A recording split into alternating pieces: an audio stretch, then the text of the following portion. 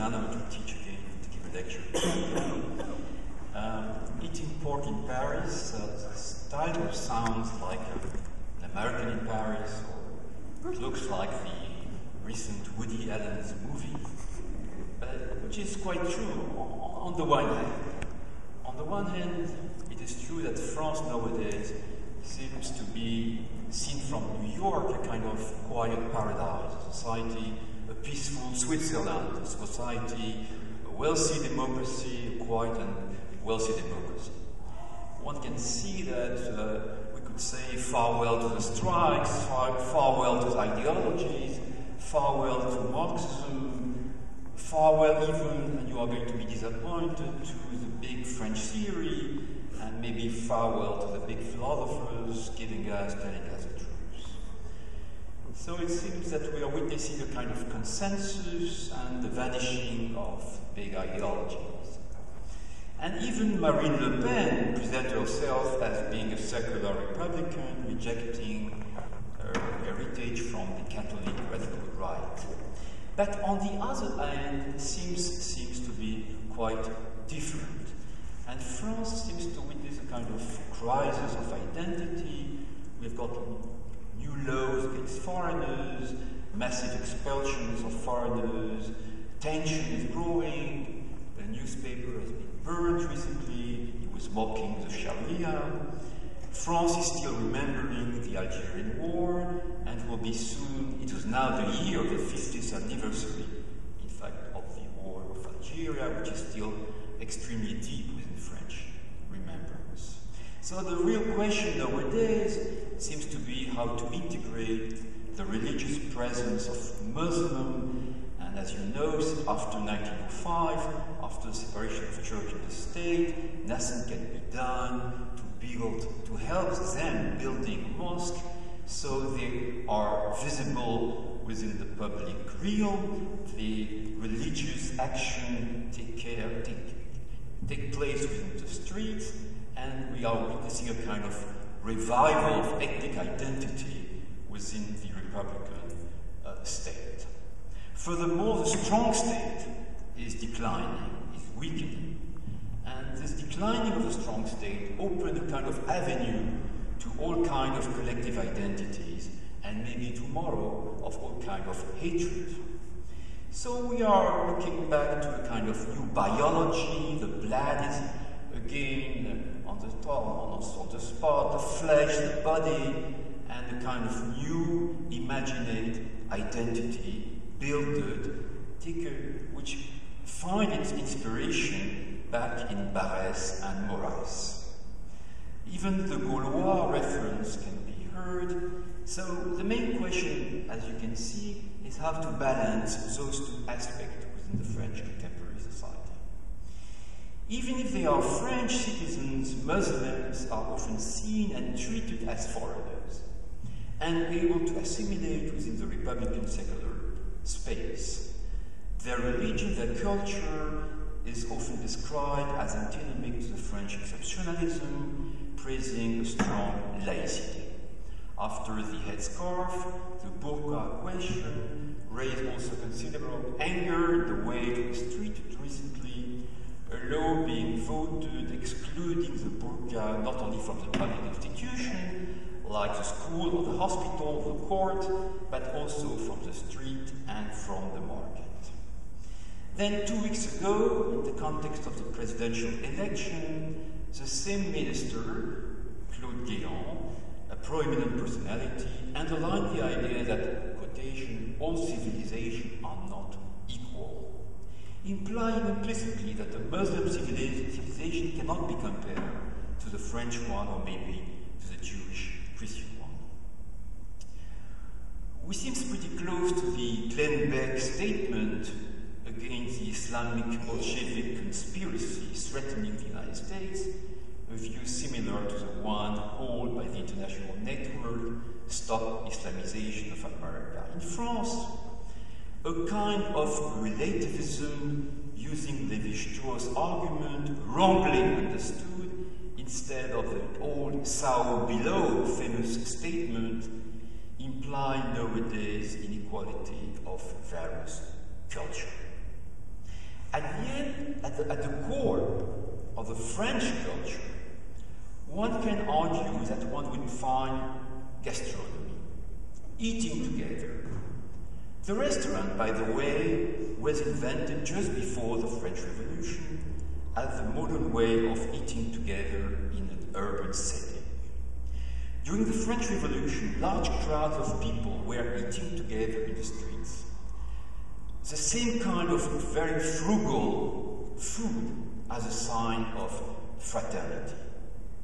During the Third Republic later on, when the Republicans fought to separate church and state, the same perspective, banquets were settled as a specific kind of mobilization.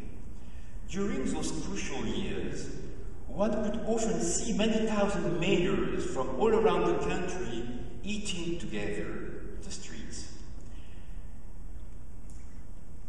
They were eating within the public realm, and that was crucial in France. From Norbert Elias to Jack Goody, or more recently to Jean-Louis Flandrin, or even to our colleague, Princia Ferguson, gastronomy looks indeed as a kind of French particularism. But then we have to find out what the French people was eating.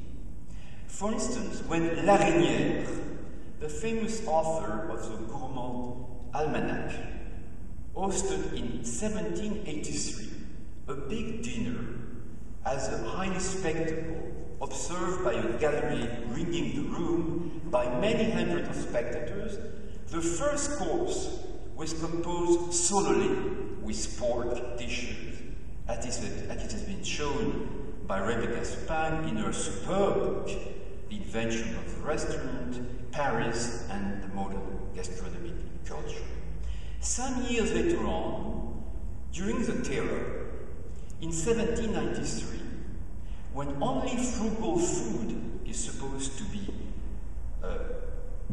eaten as a sign of protest against the wealthy, the maximum, the regulation of price in a wartime, included bread, butter, cheese, but also sausages. In 1847, some years later on, during the campaign of the banquets leading to the 1848 revolution, or during later on the Third Republic, banquets were organized through ham and bacon, with batter being often served to the guest. Flaubert, for instance, in December 1847, watched a Republican banquet in Rouen, in which people wait many hours before being allowed to eat cold turkey and pork. And in April 1848, some months later on, at Meaux, a small town close to Paris, another Republican banquet. Is there any light in this little thing? It's really difficult to see anything. It's actually over. It's too loud. Can you try speaking about the line? I can. I don't know if you're having hearing echo, but I'm finding that what? It's fine. Okay. I think It's okay. It's okay. It's no light at all. No. I think so. There's no light.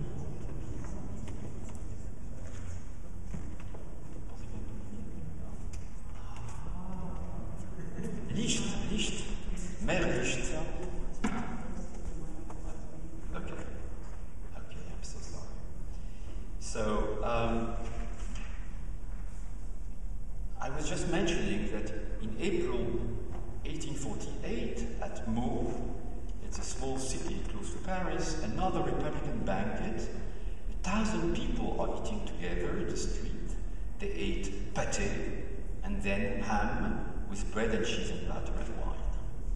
Other banquets of what we call les libres penseurs, means people loving reason and protesting against any kind of religion, ate permanently pork on the Good Friday and sausages, and were called les saucissonniers, by the Catholics.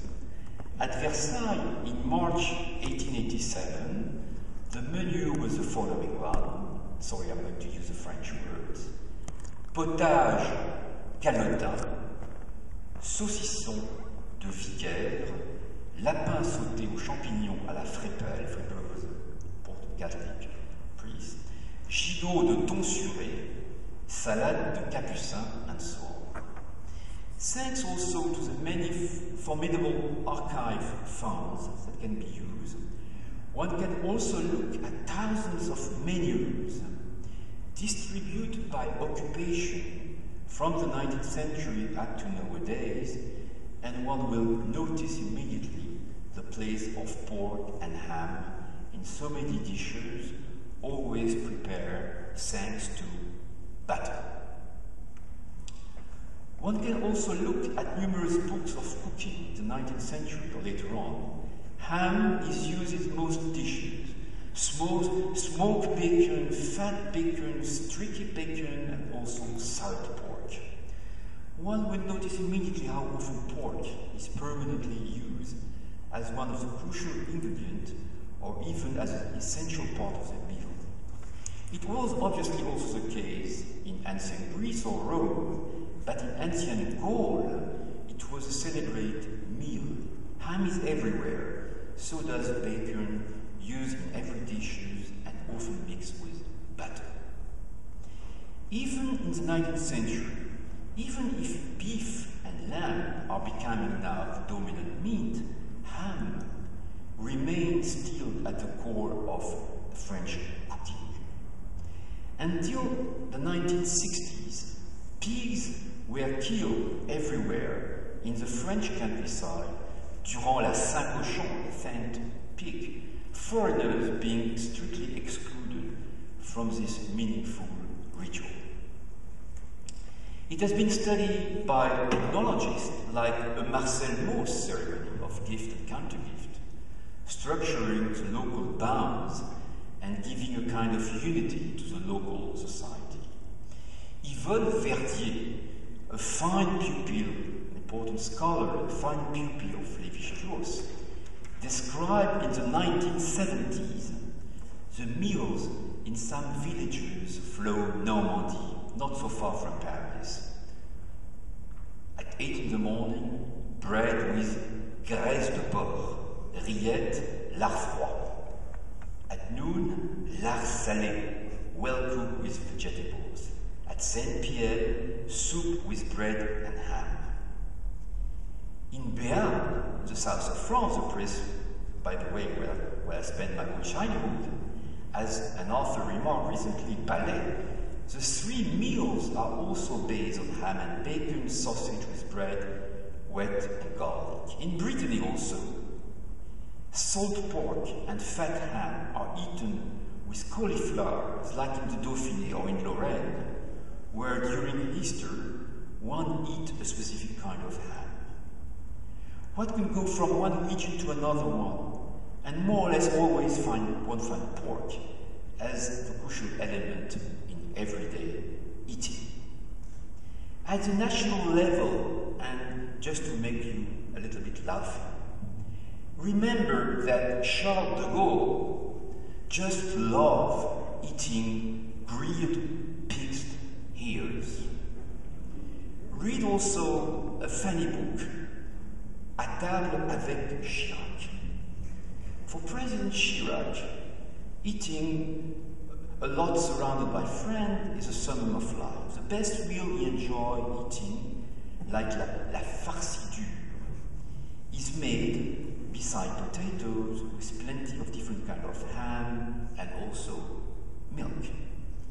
Look at the potée limousine au petit salé, at the white beans à la corésienne with plenty of bacon, or le chou farci with 1 kilo of pork, wine and also milk, or les pieds de porc, sauce au vin, or les œufs au bacon, elaborate with 12 slices of bacon, 6 tomatoes, and 6 sausages with oil and butter.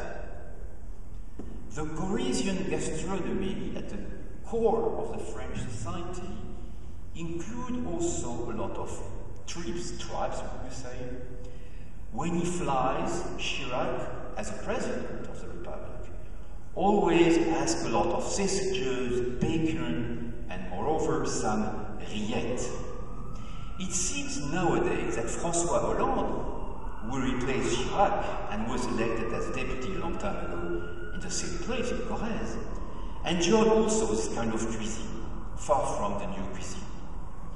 On March 26 last year, at Neuvième, a small town in Corrèze, Hollande went to the La Fête du Cochon, Fête of Cochon, pork, and ate a meal entirely based on pork, sausage, pâté, and boudin.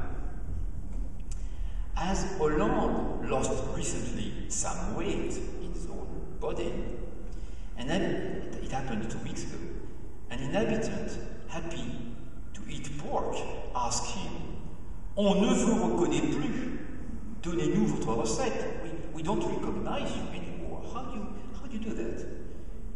And Hollande answered, "I eat boudin, which is not really fat." Last Saturday, on February the 18th, Hollande went back to his terroir, his local root in Corrèze. He ate exactly the same meals as Chirac, the same farciture, made of different kind of bacon, and people in the street gave him candies, but also ham. If you enter within the official website of Marine Le Pen, try to do that. Immediately, you can listen to a very nice song, like an old French song of the 30s. I'm not going to sing it, but it's worthwhile to listen to it.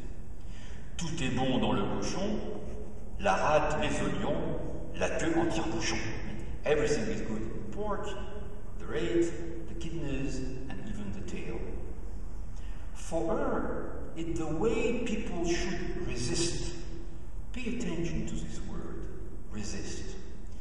She purposely used permanently the word resist against new cuisine. Jump on the other side of the political agenda. Cécile Duflot, the leader of the French Green, was 2 years ago supposed to be candidate at the presidential election. When she was asked what she liked to eat, she was shy, she blushed, and she couldn't say that she likes pork. She answers that it cannot be said.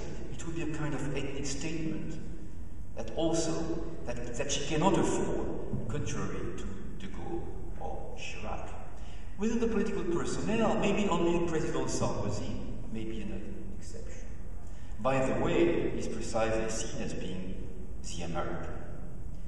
Pork, then, is at the core of the French national culture. It's, by the way, a kind of strange exceptionalism. Only in France, pork seems to symbolize something deep within its national culture.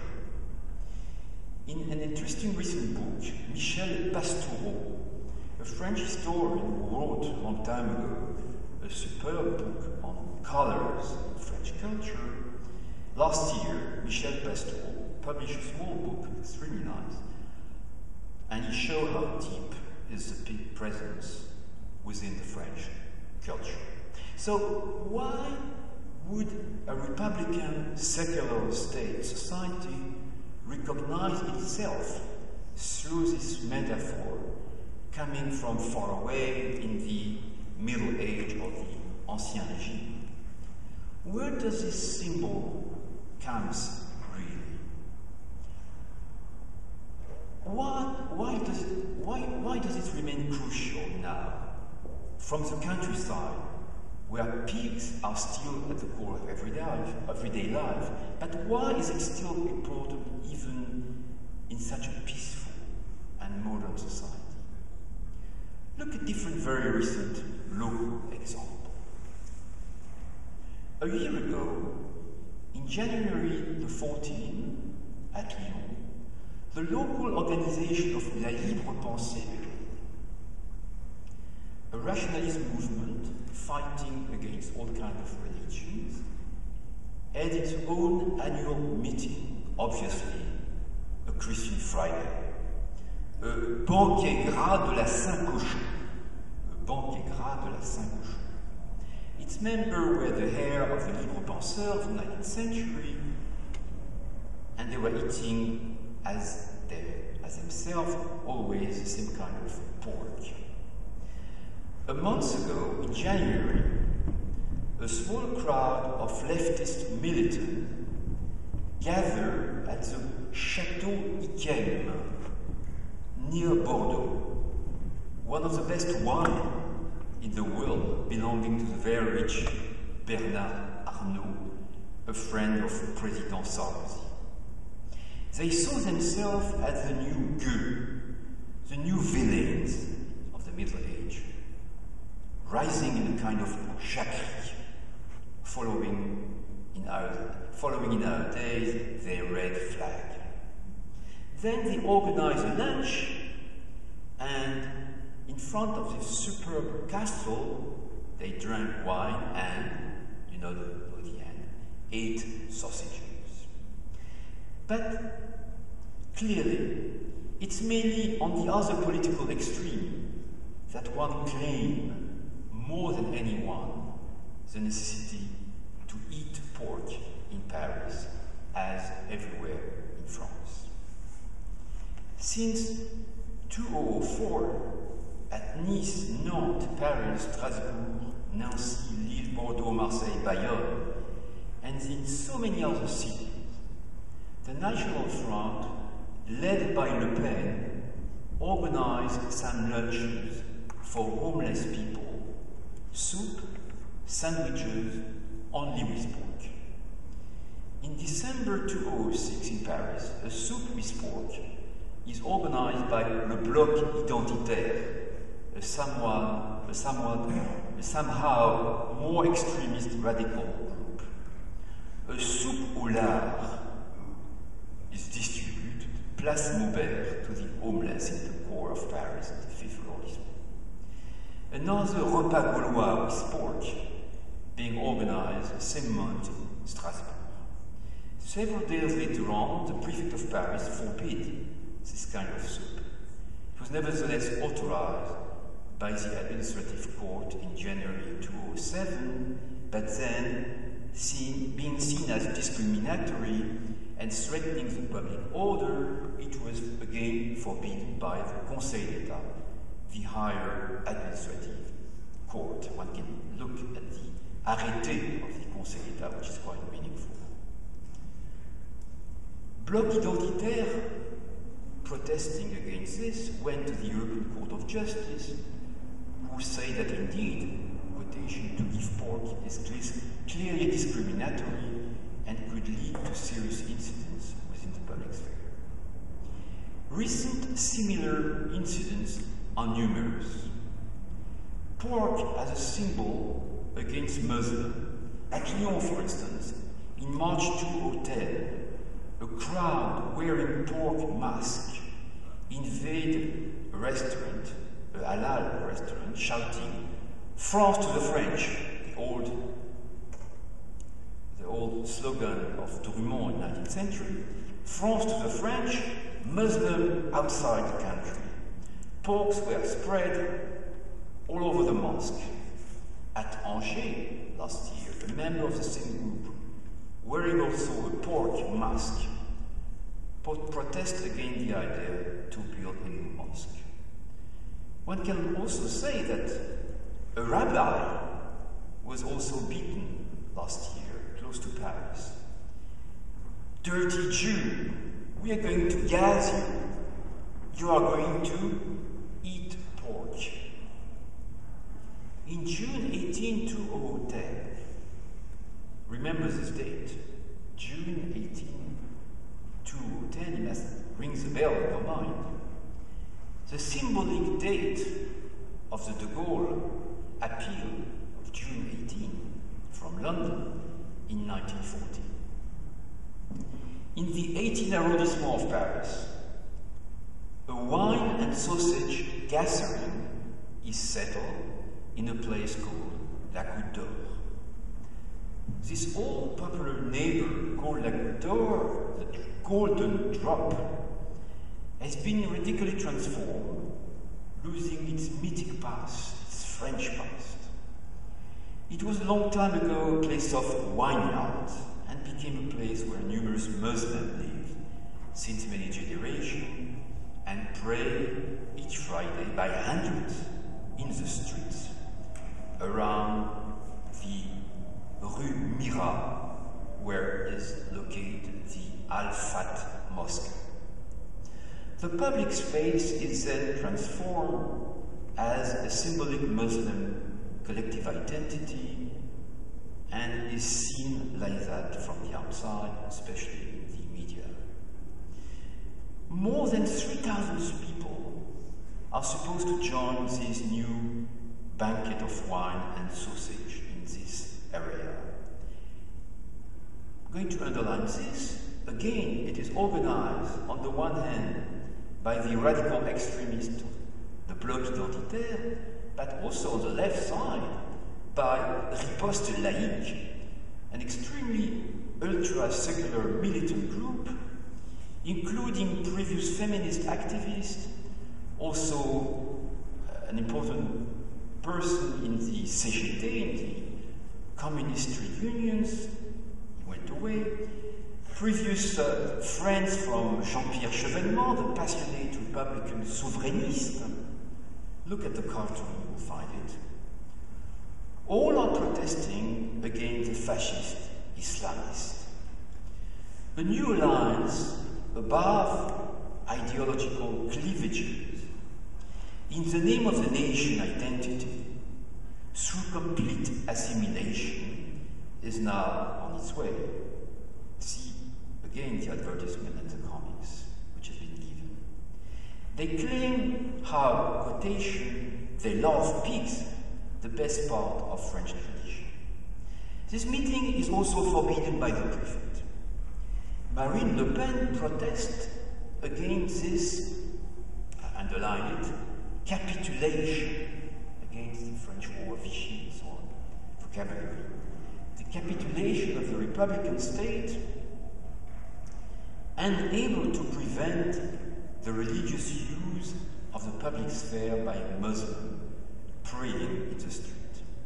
Then, 1,000 people, even more, ran quickly toward the Place de l'Étoile, a place where students in November 1940, for the first time since France defeated against the Germans, a place where for the first time many courageous students resist against the Germans.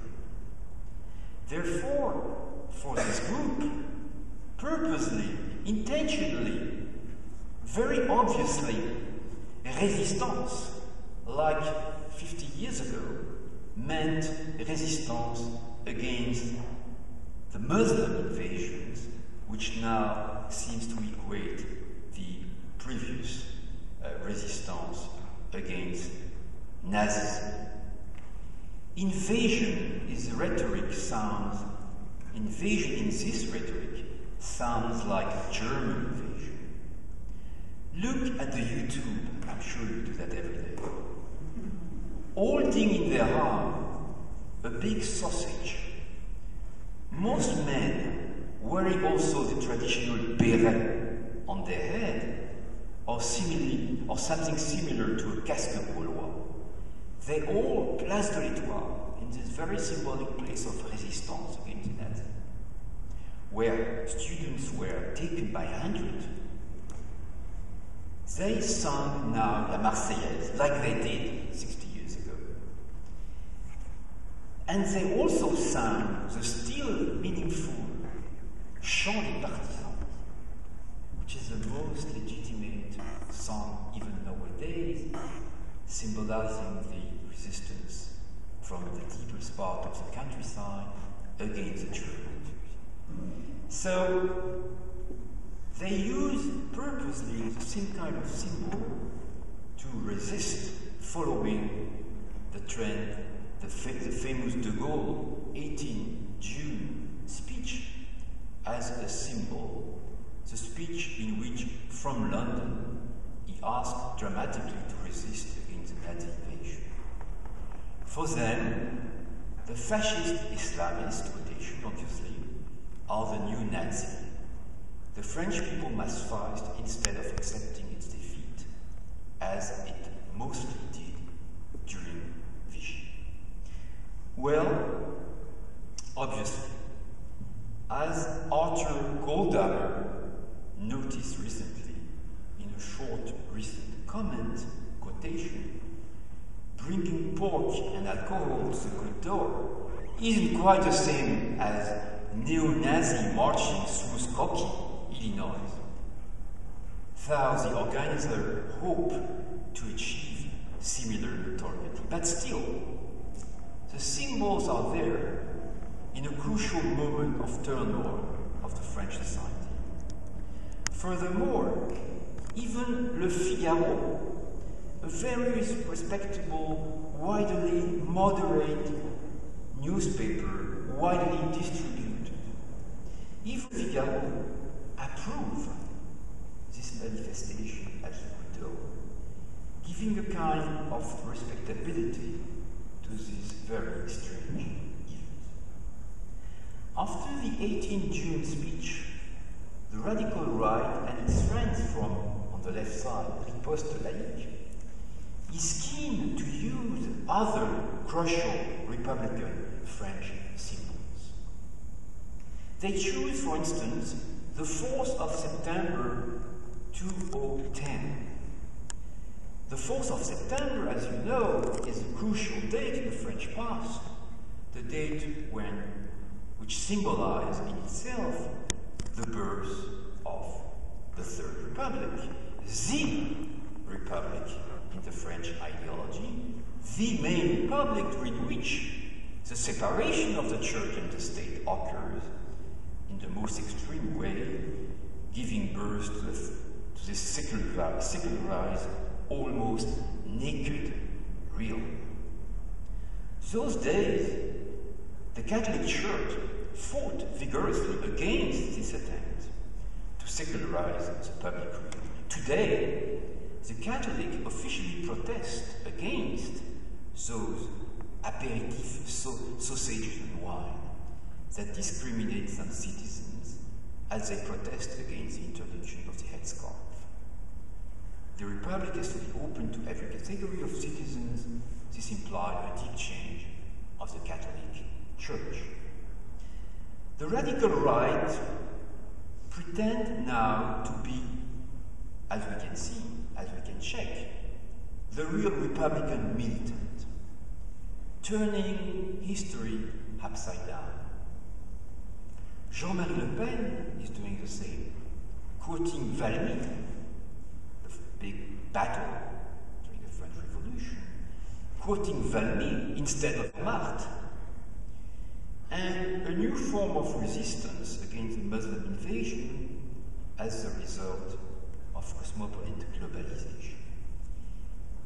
In May 2011, almost quite recently, at Lyon, a march in favor of the pork is also forbidden by the prefect. It's also seen as something which is going to threaten the public order. Numerous events like this one are still organized. Let's just look at a very recent one, which again happened in a very precise date. In June the 18th, 2011, means not far away, the radical right organized this time by the National Front and again Riposte Laïque, organized a new crowd of militants wearing again the bonnet phrygien, and again they sang L'amour de la France, place de la Paix, and protest against the Islamization of France. But let's jump and let's look more precisely at the last example, which is, to me, the most telling one. A month later, in July the 12th, as you can see again, 4th September, Vichy, Place de l'Étoile, July the 12th, a month later, to celebrate the national commemoration of the 14th of July, another sausage and red wine aperitif is organized within the building of the Assemblée Nationale itself. This date is chosen, again, intentionally, as another symbolic date.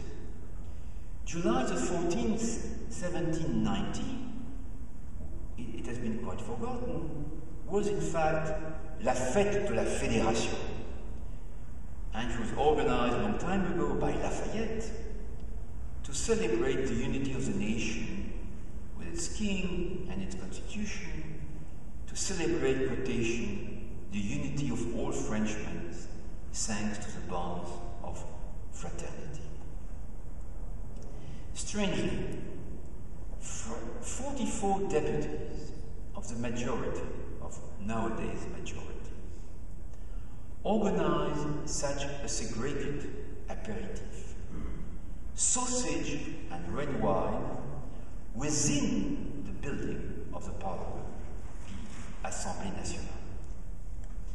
On the official invitation, and you can have a look, it has been distributed also, look at the advertisement, one can see a man drinking wine and eating sausage under the national French flag.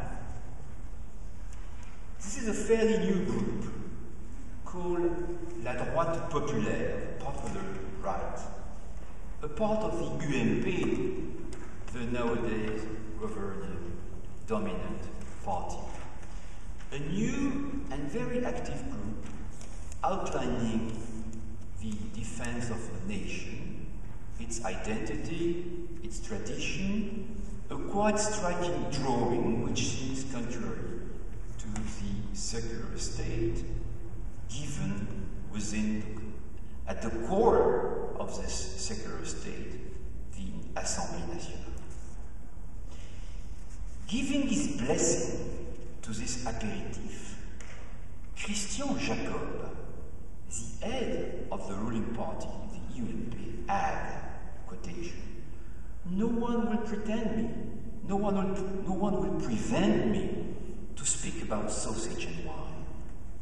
A year before, even before the Manhattan tragedy, you know perfectly, he was the one who led the campaign against Dominique Strauss-Kahn, accused of being cut off any local roots within the French soil, a kind of Pétainiste language which has not been heard since many years. As we can see, since several months, this new political group is every day more active and visible within the President Sarkozy's closest circles, and his president campaign is going to deal mainly with this identity question, with the identity of the nation. Will the pork become its unpredicted icon? Muslims are then the target of this ethnic mobilization. But Jews also may be concerned.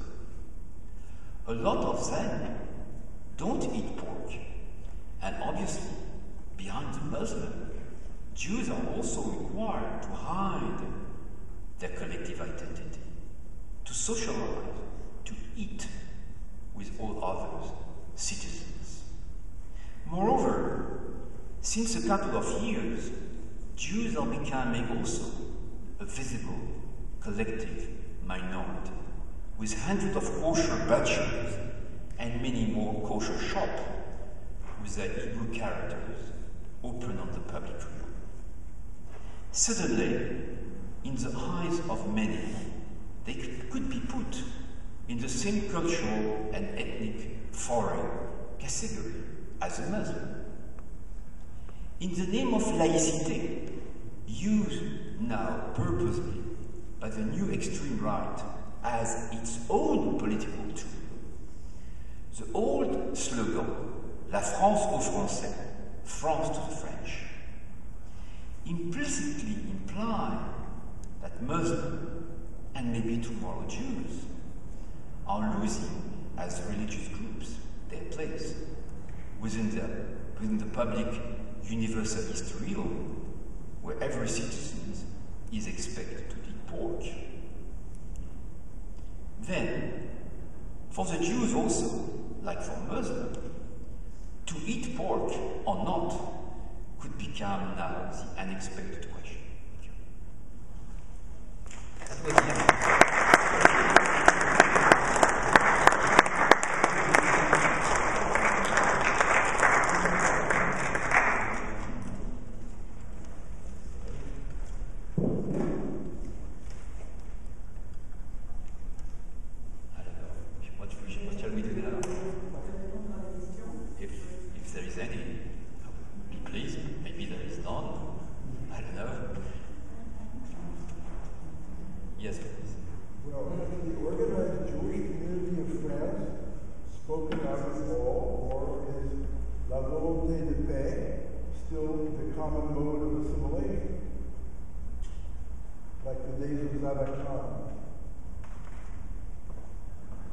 Well, there are signs that things are changing. Yes, there are signs that.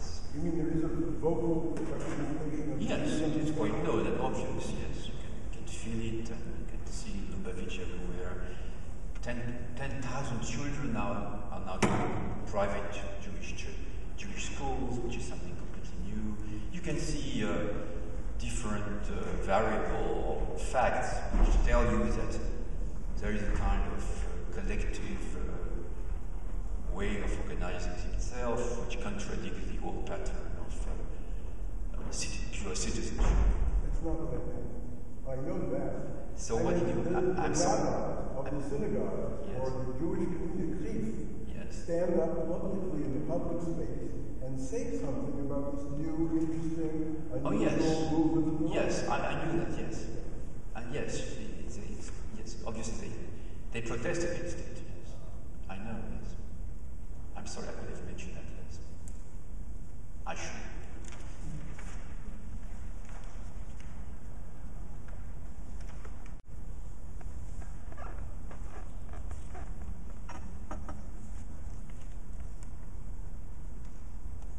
Ira, you are always kind to me. What are you going to ask?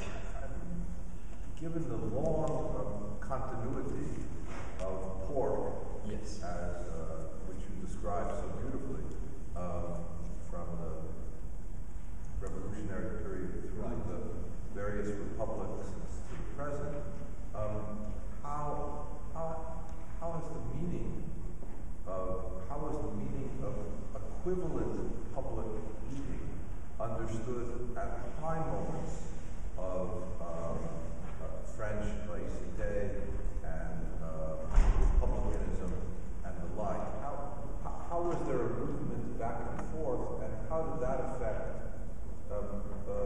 Jewish community at moments which you've written about of engagement with the republicanism? As far as I can see, there is no contradiction between the two. I mean, Republican banquets, within Republican banquets, people were eating pork. So the real question, as you are outlining, and I never deal with that before, I was not aware of that, I didn't thought of it. Obviously, Jews were part of the Republican fight during the 19th century. And I haven't mentioned it, but in this letter by Flaubert that I mentioned in this talk, in the same letter, he will mention that Crémieux is here, in the same banquet. So one may guess maybe Crémieux ate pork himself, but we don't know. In fact, we have no clue. We have no archives. I never found anything. I looked at my previous archives, I kept it. I have a lot of archived 19th century Jewish life. I couldn't find anything on eating. What did they eat? And how did they react when my Jewish data, prefect, judges, and so on, were invited to many banquets or ceremonies or whatever. Every day they were part of the Republican life. So every day they were going outside. They were eating outside. Were they able to follow Mendelssohn? As you know, Mendelssohn refused to eat outside his home because he didn't want to eat something which would not be kosher. In fact, they couldn't. Mendelssohn was a philosopher. Those people were juifs d'État. They were representing the state. So obviously, one can guess that they ate themselves pork and sausages and pâté and bacon and ham and sausages and so on. But we don't know. It has to be found out. It has to be found out. Archives have to be discovered. And it should be something quite interesting because it will give you a kind of understanding of the way Jews really behave within the public realm. Not only spoke or act in the name of the Republic, but behave in their everyday life. For instance, prefect. The prefect is the more important, it's much more important than the governor in the United States. And the prefect is eating permanently outside. Eating out, as you say in the United States. He's permanently eating out. So, how does he behave? And there were a lot of Jewish prefects. But further on, beside all those Juifs d'État, one should look at the everyday life of the common Jew, of the common man as a Jew. And how did they behave? We don't know. We have no clue. This issue has never been discussed by the Jewish historiography. It doesn't exist in paper on what Jews were eating and what kind of question this kind of eating together in a strong Republican space where citizens must eat together, and if they don't eat together, they cannot be citizens. This issue has never been discussed, and I'm sure it can raise some quite interesting theoretical question on the birth and the building of a nation state, which is quite reluctant to deal with minorities, but even more with actual individual behavior. Are they able to bring their own food? No, they won't. No one will do that, even nowadays. So it's still a real important issue, and one can see how far France is from the United States. The French model is completely different from the American one, where the kosher food obviously is someone which is completely legitimate, and everyone, even Obama, chief of staff, can eat only kosher food. And even in the Philadelphia procession in 1787, at Philly, among the 10,000 people walking, there were a rabbi, and at the end of the procession, in the 4th of July 1787, at the end of the procession, there were a big banquet, and the rabbi were able to eat at their own table kosher food.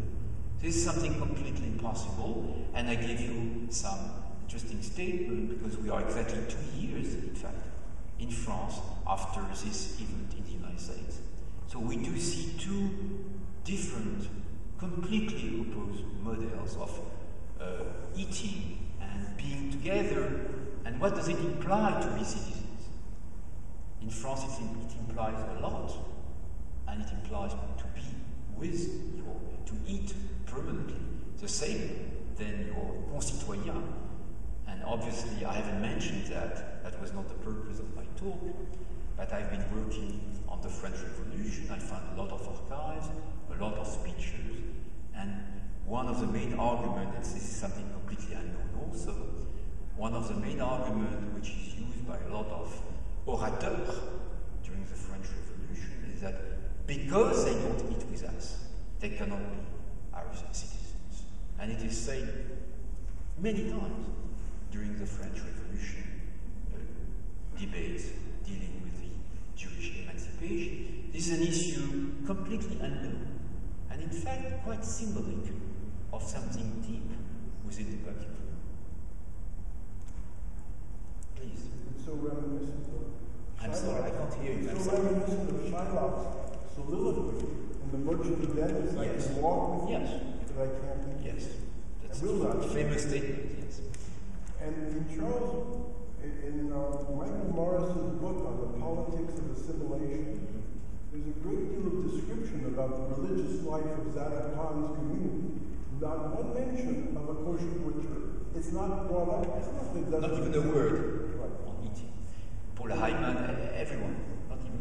You can check All of everywhere. Zadoc Khan's sermons and allocutions that I've read, Only that. there is not a mention There about is nothing on the everyday life, which is a new issue. It hasn't been studied like that. Historians study ideas, ideologies, and so on, speeches, but they didn't look at the everyday life. So, please. I have a question about more ordinary forms of collective eating and maybe the school cafeteria. Right, nowadays, yes. And so it seems like beyond being very spectacular. There are accommodation now. So to describe what's going on in school cafeterias. Yes, there's been. I remember in the 17th fish was served in Friday. I know. So there's an Americanization of the school systems. I'm sure my friend Antoine like it.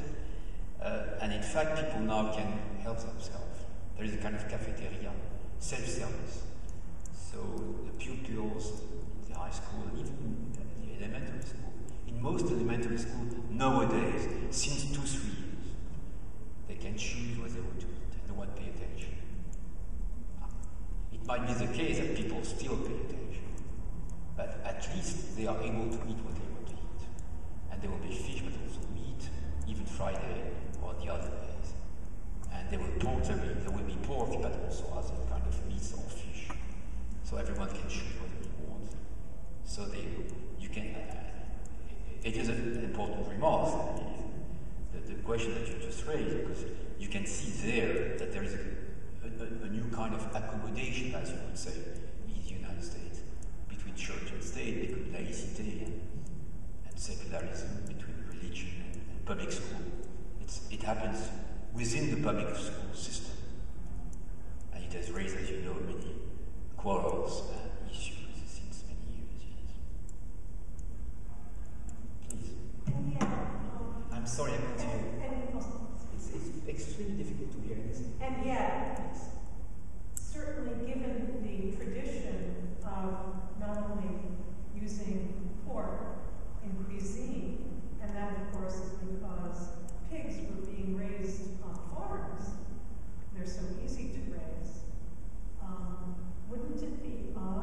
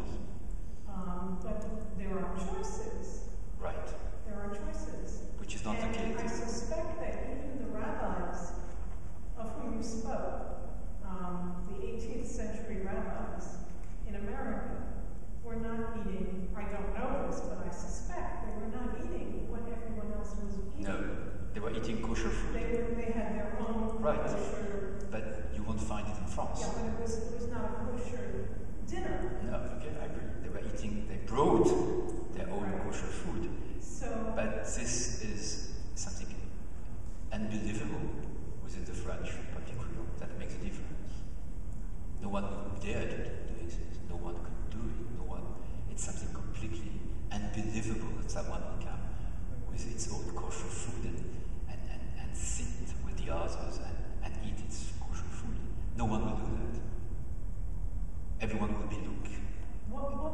Would the same thing happen if someone said, I am vegetarian, lactose intolerant, and I cannot have cheese? Exactly. People, in fact, are now pretending to be vegetarians. So No, Jews. I'm sorry, my question is, would they have the same, would people generally have the same reaction of, how can you do that? You should be eating what we are eating. I guess no one is really confronted to that because it never happened. And it's still nowadays a deep, crucial issue in France. I face it myself quite often. When people are good friends or friends that you don't really know invite you, they will give you pork and they will give you rabbit, only pork and rabbit and sausage. So you will eat salad, but you will feel extremely ashamed not to honor them. And it's extremely difficult not to share the same food. It's something extremely deep. And it's even more deep in the French culture. I try to show this talk. Because as I tried to show, gastronomy, eating together, and all historians agree on this, is something which is really at the core of the French culture, much more than in any other culture. So it raised deepest issue because it's really at the core of the French public real. So then what is the solution? Would the solution be to have all these events serve kosher or halal meals? Maybe you will tell us. I'm sorry? Maybe you will tell us, and we will tell the French society. I don't know. I'm not sure that's... Maybe that's also. And you see, it doesn't fit with the imagination. Or with the cuisine? No. And with the nouvelle cuisine, yes, but not with the traditional cuisine.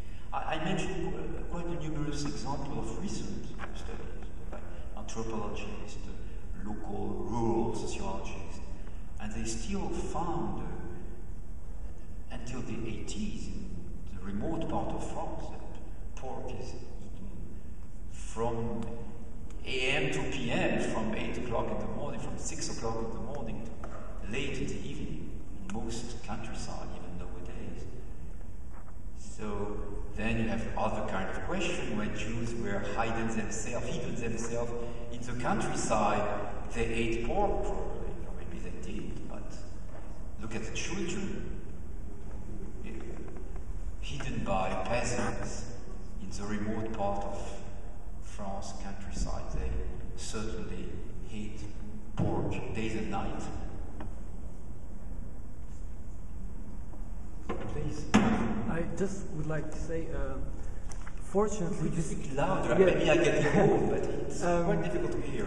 Thinking about your talk, fortunately, it's only a part of the population, I would call them extremists, the radical left or radical right most of the time, and that French culinary tradition has also evolved, and more and more French people like me eat kebab and couscous every day, and that these actions are only terrible actions from part of the population, the right.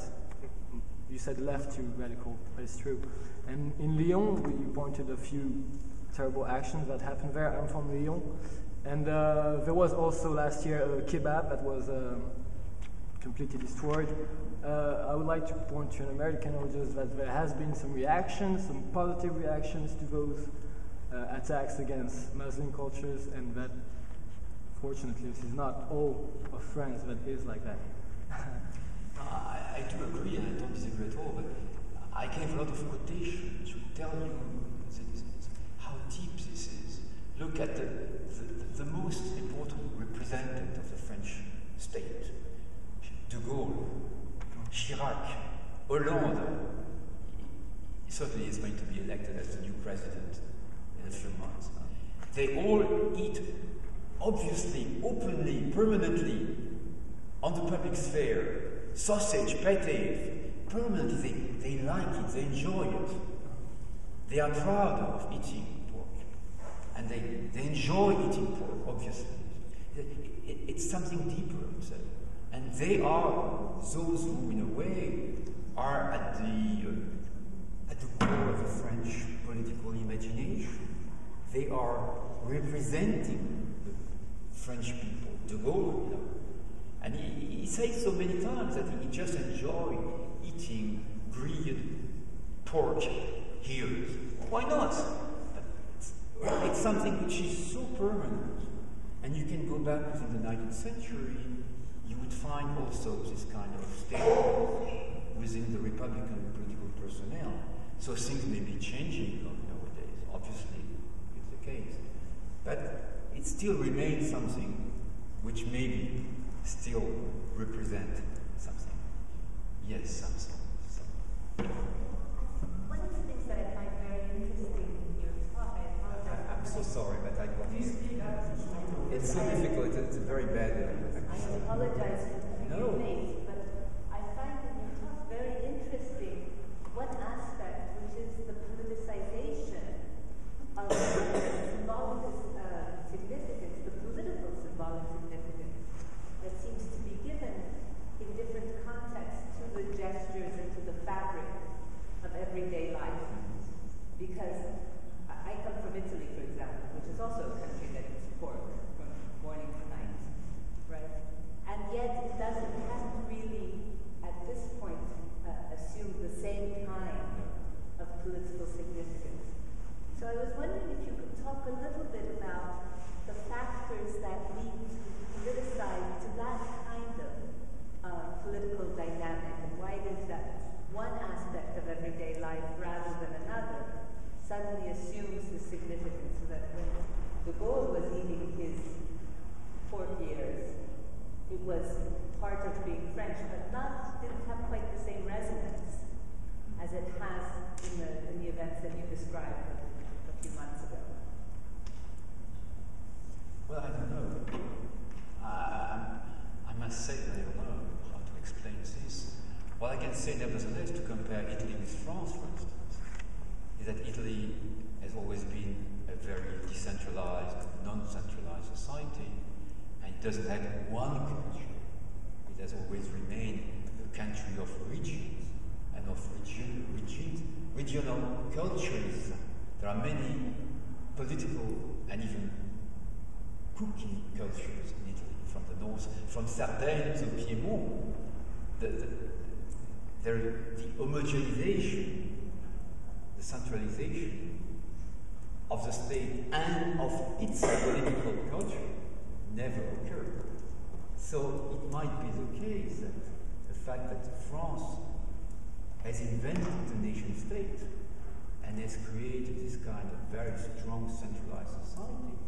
Why did the pork play this central element within this centralized political ideology and culture? And so I don't know. Maybe it has to be found out. I don't know. But still, I can at least say that the fact that France is such a centralized society maybe can tell us something about the fact that one strong, similar, permanent element is seen as at the core everywhere of its own political culture and political way of behaving. I don't know.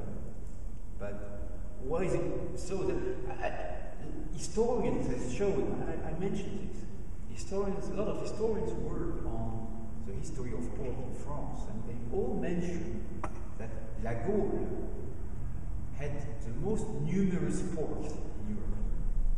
That in the deep forest of Gaule, pork were armies of pork. And it seems that, why is it so? I don't know. But there were more pork in France, in Gaule, than any other place in Europe. Can this explain the fact that pork has always been at the core of the French gastronomy or cultural cooking, I don't know. But it is striking that it still has this kind of importance in the French countryside. You would see, like in Italy, but even more, sausages everywhere, much more than in the United States. Within the home, maybe, the sausages are coming from the roof everywhere.